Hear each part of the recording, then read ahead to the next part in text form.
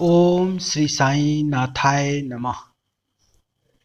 गत अध्याय के अंत में केवल इतना ही संकेत किया गया था कि लौटते समय जिन्होंने बाबा के आदेशों का पालन किया वे सकुशल घर लौटे और जिन्होंने अवज्ञा की उन्हें दुर्घटनाओं का सामना करना पड़ा।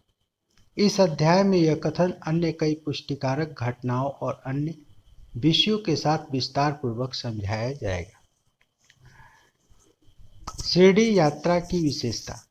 शिरडी यात्रा की एक विशेषता यह थी कि बाबा की आज्ञा के बिना कोई भी शिरडी से प्रस्थान नहीं कर सकता था और यदि किसी ने किया भी तो मानो उसने अनेक कष्टों को निमंत्रण दे दिया। परंतु यदि किसी को शिरडी छोड़ने की आज्ञा हुई तो फिर वह वहां उसका ठहरना नहीं हो सकता था। जब भक्तगण लौटने के समय बाबा को प्रणाम करने जाते तो बाबा उन्हें कुछ आदेश दिया करते थे जिनका पालन अति आवश्यक था। यदि इन आदेशों की अवज्ञा कर कोई लौट गया तो निश्चय ही उसे किसी न किसी दुर्घटना का सामना करना पड़ता था। ऐसे कुछ उदाहरण यहाँ दिए जाते हैं। तात्या कोटे पाटिल। एक समय तात्या कोटे पाटिल तांगे में बैठकर कोपरगांव के बाजार को जा रहे थे। वे शीघ्रता से मंदिर में आए, बाबा को नमन किया और कहा कि मैं कोपर गांव के बाजार को जा रहा हूं। बाबा ने कहा कि शीघ्रता न करो, थोड़ा ठहरो, बाजार जाने का विचार छोड़ दो और गांव के बाहर न जाओ। उनकी उतावली को देखकर बाबा ने कहा, अच्छा कम से कम सामा को तो साथ लेते जाओ। बाबा की आज्ञा की अवहेलना कर उन्होंने तुरंत तांगा आगे बढ़ाया। तांगे के 2 घोड़े में से एक घोड़ा, जिसका मूल्य लगभग 300 रुपये था, अति चंचल और द्रुतगामी था। रास्ते में सांवली बिहीर ग्राम पार करने के पश्चात ही वह अधिक वेग से दौड़ने लगा। अकस्मात ही उसके कमर में मोच आ गई, वह वहीं गिर पड़ा। यद्यपि तात्या को अधिक चोट तो नहीं आई परंतु उन्हें अपनी साई माँ के आदेशों की स्मृति हो आई। एक अन्य अवसर पर कोल्हार ग्राम को जाते हुए भी उन्होंने बाबा के आदेशों की अवज्ञा की थी और ऊपर वर्णित घटना के समान ही दुर्घटना का उन्हें सामना करना पड़ा था। एक यूरोपियन महाशय। द्वितीय कथा। एक समय बंबई के एक यूरोपियन महाशय नाना साहेब चांदोरकर से परिचय पत्र प्राप्त कर किसी विशेष कार्य से शिरडी आए। उन्हें एक आलीशान तंबू में ठहराया गया। वे तो बाबा के समक्ष नत होकर कर कमलों का चुंबन करना चाहते थे। इसी कारण उन्होंने 3 बार मस्जिद की सीढ़ियों पर चढ़ने का प्रयत्न किया, परंतु बाबा ने उन्हें अपने समीप आने से रोक दिया। उन्हें आंगन में ही ठहरने और वहीं से दर्शन करने की आज्ञा मिली। इस विचित्र स्वागत से अप्रसन्न होकर उन्होंने शीघ्र ही शिरडी से प्रस्थान करने का विचार किया और विदा लेने हेतु वे वहां आए। बाबा ने उन्हें दूसरे दिन जाने और शीघ्रता न करने की राय दी। अन्य भक्तों ने भी उनसे बाबा के आदेशों का पालन करने की प्रार्थना की, परंतु वे सबकी उपेक्षा कर तांगे में बैठकर रवाना हो गए। कुछ दूर तक तो घोड़े ठीक ठाक चलते रहे, परंतु सांवली बिहीर ग्राम पार करते पर एक बाइसिकल सामने से आई, जिसे देखकर घोड़े भयभीत हो गए और द्रुत गति से दौड़ने लगे। फलस्वरूप तांगा उलट गया और महाशय जी नीचे लुढ़क गए और कुछ दूर तक तांगे के साथ साथ घिसटते चले गए। लोगों ने तुरंत ही दौड़कर उन्हें बचा लिया, परंतु चोट अधिक आने के कारण उन्हें कोपरगांव के अस्पताल में शरण लेनी पड़ी। इस घटना से भक्तों ने शिक्षा ग्रहण की कि जो बाबा के आदेशों की अवहेलना करते हैं उन्हें किसी न किसी प्रकार की दुर्घटना का शिकार होना ही पड़ता है, और जो आज्ञा का पालन करते हैं वे सकुशल ही सुखपूर्वक घर पहुंच जाते हैं। भिक्षावृत्ति की आवश्यकता। अब हम भिक्षावृत्ति के प्रश्न पर विचार करेंगे। संभव है कुछ लोगों के मन में संदेह उत्पन्न हो कि जब बाबा इतने श्रेष्ठ पुरुष थे तो फिर उन्होंने आजीवन भिक्षावृत्ति पर ही क्यों निर्वाह किया। इस प्रश्न के 2 दृष्टिकोण समक्ष रखकर हल किया जा सकता है। पहला दृष्टिकोण, भिक्षावृत्ति पर निर्वाह करने का कौन अधिकारी है। शास्त्रानुसार शास्त्रानुसार वे व्यक्ति जिन्होंने 3 मुख्य आसक्तियां कामनी, कांचन और कीर्ति का त्याग कर आसक्ति मुक्त हो संन्यास ग्रहण कर लिया हो, वे ही भिक्षावृत्ति के उपयुक्त अधिकारी हैं, क्योंकि वे अपने गृह में भोजन तैयार करने का प्रबंध नहीं कर सकते। अतः उन्हें भोजन कराने का भार गृहस्थों पर ही है। श्री साईं बाबा न तो गृहस्थ थे और न वानप्रस्थी, वे तो बाल ब्रह्मचारी थे। उनकी यह दृढ़ भावना थी कि विश्व ही मेरा गृह है। वे तो स्वयं ही भगवान वासुदेव विश्व पालन करता था पर ब्रह्मा थे, अतः वे भिक्षा के उपार्जन के पूर्ण अधिकारी थे। दूसरा दृष्टिकोण, पंच सुना। सबको यह ज्ञात है कि भोजन सामग्री या रसोई बनाने के लिए गृहस्थ आश्रमिकों को 5 प्रकार की क्रियाएं करनी पड़ती हैं: खंडनी, पेषणी, उद्कुंभी, मार्जनी, चुल्ली। इन क्रियाओं के परिणाम स्वरूप अनेक कीटाणुओं और जीवों का नाश होता है और इस प्रकार गृहस्थ आश्रमिकों को पाप लग जाता है।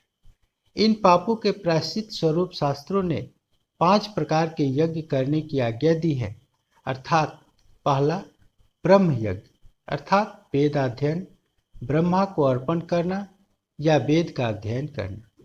पितृयज्ञ, पूर्वजों को दान देना।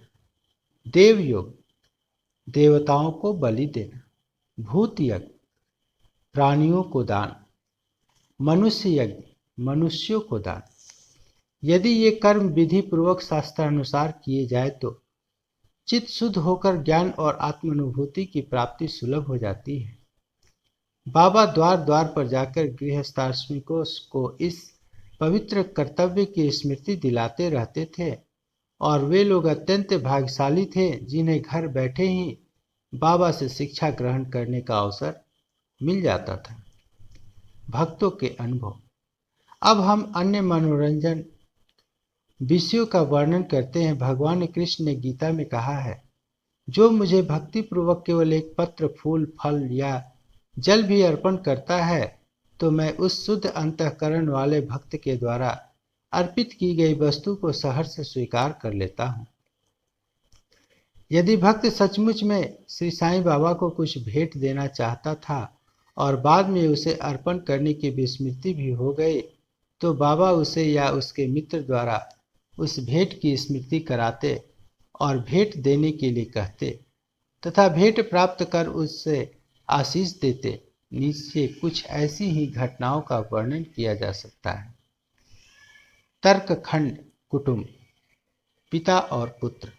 श्री रामचंद्र आत्माराम उपनाम बाबा साहेब तर्कखंड पहले प्रार्थना समाजी थे, तथापि वे बाबा के परम भक्त थे। उनकी स्त्री और पुत्र तो बाबा के एकनिष्ठ भक्त थे।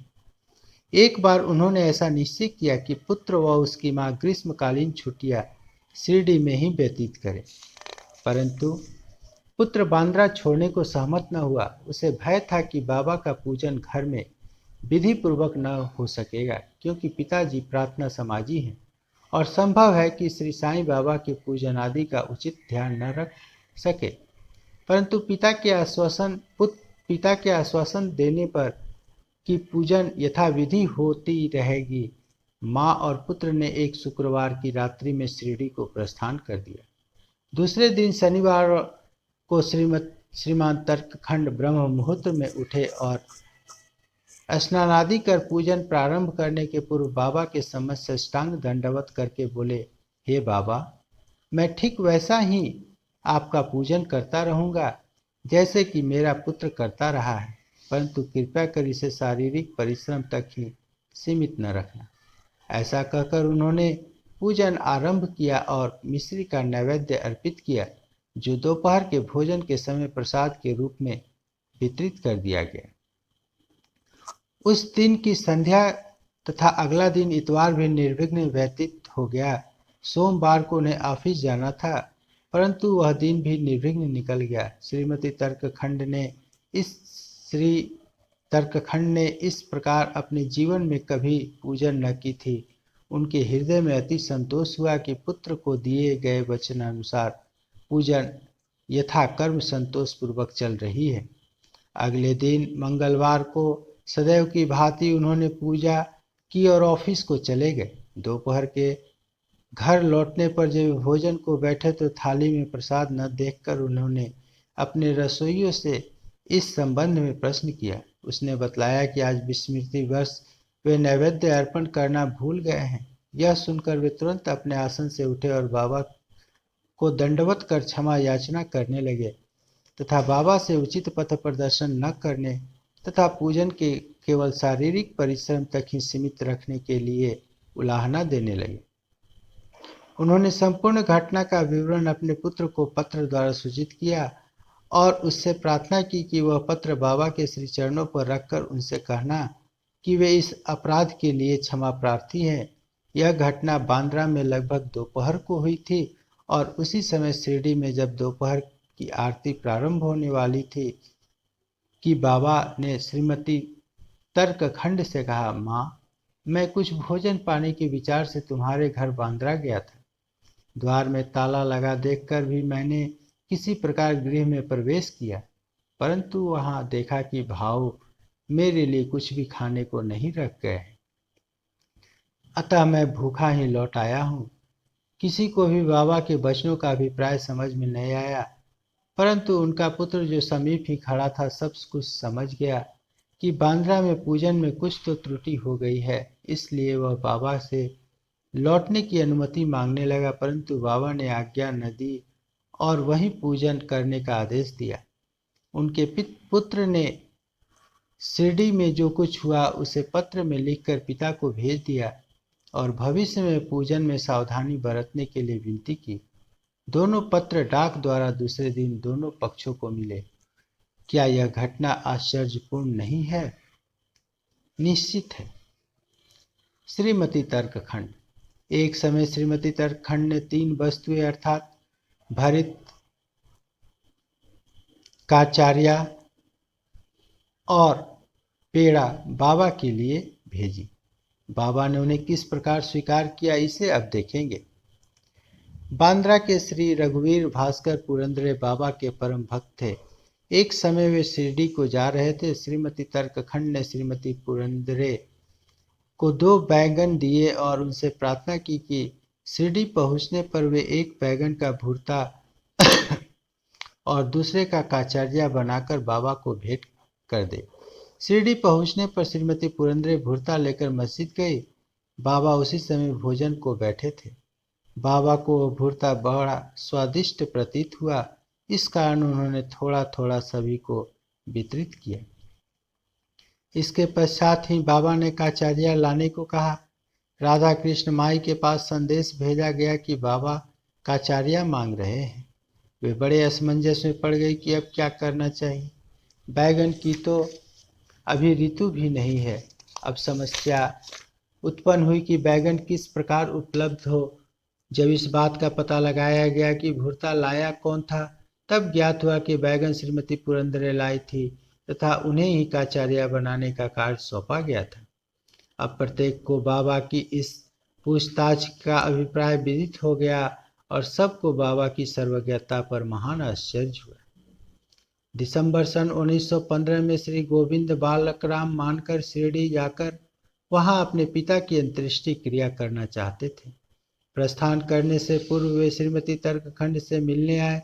श्रीमती तर्कखंड बाबा के लिए कुछ भेंट शिरडी भेजना चाहती थी। उन्होंने पूरा घर छान डाला, परंतु केवल एक पेड़ा के अतिरिक्त कुछ न मिला और वह पेड़ा भी अर्पित नैवेद्य का था। बालक गोविंद ऐसी परिस्थिति देखकर रोने लगा, परंतु फिर भी अति प्रेम के कारण वही पेड़ा बाबा के लिए भेज दिया। उन्हें पूर्ण विश्वास था कि बाबा उसे अवश्य स्वीकार कर लेंगे। शिरडी पहुंचने पर गोविंद मानकर बाबा के दर्शनार्थ गए, परंतु वहां पेड़ा ले जाना भूल गए। बाबा यह सब चुपचाप देखते रहे, परंतु जब वह पुनः संध्या समय बिना पेड़ा लिए हुए वहां पहुंचा तो फिर बाबा शांत न रह सके और उन्होंने पूछा कि तुम मेरे लिए क्या लाए हो? उत्तर मिला, कुछ नहीं बाबा। बाबा ने पुनः प्रश्न किया। उसने वही उपयुक्त उत्तर फिर दोहराया। अब बाबा ने स्पष्ट शब्दों में पूछा, क्या तुम्हें माँ ने चलते समय कुछ मिठाइयाँ नहीं दी थी? अब उसे स्मृति हुई और वह बहुत ही लज्जित हुआ तथा बाबा से क्षमा याचना करने लगा। वह दौड़कर शीघ्र ही वापस गया और पेड़ा लाकर बाबा के सम्मुख रख दिया। बाबा ने तुरंत ही पेड़ा खा लिया। इस प्रकार श्रीमती तर्कखंड की भेंट बाबा ने स्वीकार की और भक्त मुझ पर विश्वास करता है, इसलिए मैं स्वीकार कर लेता हूँ। यह भगवत वचन सिद्ध हुआ। बाबा का संतोषपूर्वक भोजन।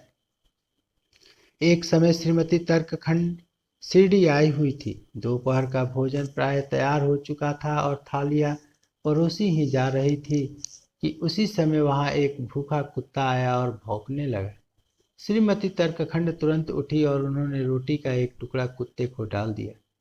कुत्ता बड़ी रुचि के साथ उसे खा गया। संध्या के समय जब वे मस्जिद में जाकर बैठी तो बाबा ने उनसे कहा, माँ, आज तुमने मुझे बड़े प्रेम से खिलाया। मेरी भूखी आत्मा को बड़ी सांत्वना मिली। सदैव ऐसा ही करती रहो, तुम्हें कभी न कभी इसका उत्तम फल अवश्य प्राप्त होगा। इस मस्जिद में बैठकर मैं कभी असत्य नहीं बोलूँगा। सदैव मुझ पर ऐसी ही अनुग्रह करती रहो। पहले भूखे को भोजन कराओ, बाद में तुम भोजन किया करो। इसे अच्छी तरह ध्यान में रखो। बाबा के शब्दों का अर्थ उनकी समझ में न आया, इसलिए उन्होंने प्रश्न किया, भला मैं किस प्रकार भोजन करा सकती हूँ? मैं तो स्वयं दूसरों पर निर्भर हूँ और उन्हें दाम देकर भोजन प्राप्त करती हूँ। बाबा कहने लगे, उस रोटी को ग्रहण कर मेरा हृदय तृप्त हो गया माँ, और अभी तक मुझे डकारे आ रही। भोजन करने से पूर्व तुमने जो कुत्ता देखा था और जिसे तुमने रोटी का टुकड़ा दिया था, वह यथार्थ में मेरा ही स्वरूप था, और इसी प्रकार अन्य प्राणी भी मेरे ही स्वरूप है। मैं ही उनके आकारों में डोल रहा हूँ। जो इन सब प्राणियों में मेरा दर्शन करता है वह मुझे अत्यंत प्रिय है। इसलिए दैत्य या भेदभाव भूलकर तुम मेरी सेवा किया करो। इस अमृत तुल्य उपदेश को ग्रहण कर वे द्रवित हो गए और उनकी आंखों से अश्रुधारा बहने लगी। गला रूंध गया और उनके हर्ष का परवार न रहा। शिक्षा। समस्त प्राणियों में ईश्वर दर्शन करो, यही इस अध्याय की शिक्षा है। उपनिषद, गीता और भागवत का यही उपदेश है कि ईश्वर वास्यमिद सर्वम, सब प्राणियों में ईश्वर का ही वास है। इसका प्रत्यक्ष अनुभव करो। अध्याय के अंत में बतलाई गई घटना तथा अनेक घटनाएं जिनका लिखना अभी शेष है, स्वयं बाबा ने प्रत्यक्ष उदाहरण प्रस्तुत कर दिखाया कि किस प्रकार उपनिषदों की शिक्षा को आचरण में लाना चाहिए। इस प्रकार श्री साईं बाबा शास्त्र ग्रंथों की शिक्षा दिया करते थे। ओम श्री सच्चिदानंद सद्गुरु साईनाथ महाराज की जय। श्री सद्गुरु साईनाथ प्रणमस्तु। शुभ भवतु। ओम साई, ओम साई, ओम साई।